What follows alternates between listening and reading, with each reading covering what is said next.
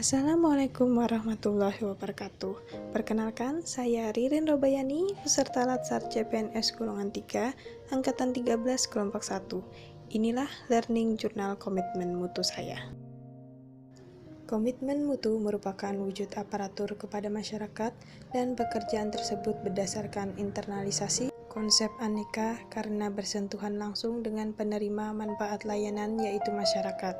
Tujuannya adalah untuk membangun integritas, moral, kejujuran, semangat, dan motivasi nasionalisme dan kebangsaan, karakter pribadi yang unggul dan bertanggung jawab, memperkuat profesionalisme serta kompetensi bidang. Efektif atau tepat sasaran, yaitu tingkat ketercapaian target yang telah direncanakan, baik menyangkut jumlah maupun mutu hasil kerja. Sedangkan efisien atau tepat guna, yaitu tingkat ketepatan realisasi penggunaan sumber daya dan bagaimana pekerjaan dilaksanakan sehingga tidak terjadi pemborosan sumber daya, penyalahgunaan alokasi, penyimpangan prosedur, dan mekanisme yang keluar alur. Berikut ini adalah contoh efektivitas dan efisiensi layanan komunikasi massa. Inovasi adalah cara utama di mana suatu organisasi beradaptasi terhadap perubahan-perubahan di pasar, teknologi, dan persaingan. Sedangkan mutu, apapun yang menjadi kebutuhan dan keinginan konsumen, nihil, cacat, kesempurnaan, dan kesesuaian terhadap persyaratan, kesesuaian terhadap spesifikasi. Berikut ini adalah contoh perubahan dari membangun budaya teratur dan tertib. Ada 5 untuk menjaga komitmen mutu. Yang pertama adalah tujuan, yang kedua adalah peran, yang ketiga adalah prosedur, yang keempat adalah hubungan, dan yang kelima adalah kepemimpinan. Alat pemastian mutu pelanggan ada 6. Yang pertama adalah SP, standar pelayanan. Misalnya pelanggan menunggu tidak lebih dari 5 menit dalam antrian. Yang kedua adalah ganti rugi pelanggan. Ini memberikan beberapa bentuk kompensasi kepada pelanggan, biasanya uang, ketika organisasi gagal memenuhi standar pelayanan pelanggan.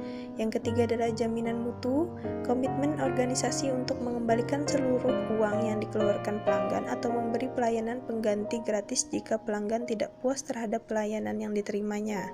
Audit mutu biasanya bekerja dalam tim yang mencakup profesional dan non-profesional, mengaudit pelayanan pemerintah dan menilai mutunya. Penanganan keluhan pelanggan, di sini menelusuri dan menganalisis keluhan pelanggan, memastikan respon segera, menciptakan metode di mana organisasi bisa belajar dari kesalahan tersebut untuk memperbaiki pelayanan mereka. Dan yang terakhir adalah ombudsman, ini membantu pelanggan untuk memecahkan permasalahan atau persengketaan dan mendapatkan pelayanan atau informasi yang mereka butuhkan ketika mereka tidak puas dengan sistem penanganan keluhan. Nilai-nilai dasar orientasi mutu terdiri atas kegiatan perbaikan berkelanjutan yang melibatkan setiap orang dalam organisasi melalui usaha yang terintegrasi secara total untuk meningkatkan kinerja. Kelima pilar di sini memiliki keterkaitan dan ketergantungan yang tinggi. Organisasi merupakan pilar tengah yang membuat kerangka kerja berorientasi mutu. Produk yang bermutu sebagai hasil kerja organisasi diperoleh melalui proses yang bermutu pula dengan didukung komitmen tinggi dari seluruh komponen organisasi. Organisasi tentu tidak akan dapat mencapai target kelembagaan secara efektif, efisien, dan inovatif tanpa ada pemimpin yang kuat dan kredibel. Dengan dilandasi kelima pilar yang kokoh, target mutu dapat diwujudkan bahkan dapat terus ditingkatkan secara berkelanjutan. Karakteristik pertama nilai dasar orientasi mutu layanan publik adalah komitmen bagi kepuasan masyarakat.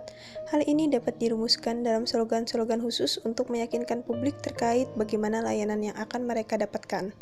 Yang kedua adalah pemberian layanan yang cepat, tepat, dan dengan senyuman ramah.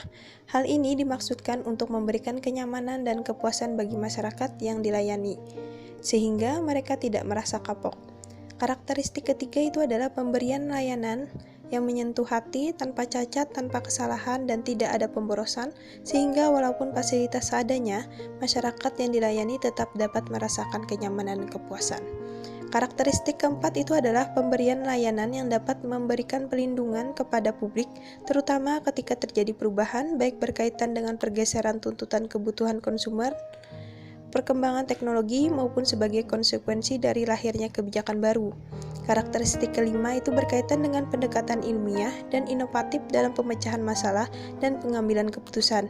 Dan terakhir, karakteristik keenam itu upaya perbaikan secara berkelanjutan melalui berbagai cara antara lain pendidikan, pelatihan, pengembangan ide kreatif, kolaborasi, dan benchmark. Inovasi ialah sebagai sebuah gagasan baru yang diterapkan untuk memprakarsai atau memperbaharui suatu produk atau proses dan jasa. Inovasi dapat diwujudkan dalam bentuk produk, layanan, metode kerja, dan sumber daya. Ada 4 cara berinovasi. Yang pertama adalah penemuan, yaitu dengan cara mengkreasikan suatu produk, jasa, atau proses yang belum pernah dilakukan sebelumnya. Yang kedua adalah pengembangan, yaitu dengan cara mengembangkan produk, jasa, atau proses yang sudah ada. Yang ketiga adalah duplikasi.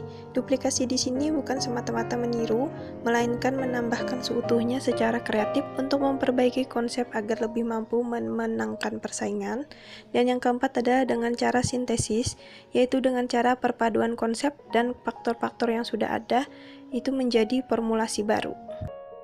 Implementasi nilai dasar komitmen mutu guru. Yang pertama adalah guru senantiasa melakukan refleksi atau evaluasi pembelajaran. Yang kedua, guru menghasilkan karya tulis ilmiah yang berkualitas.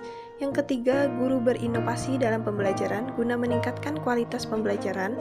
Dan yang keempat adalah guru melakukan penilaian sesuai dengan standar penilaian.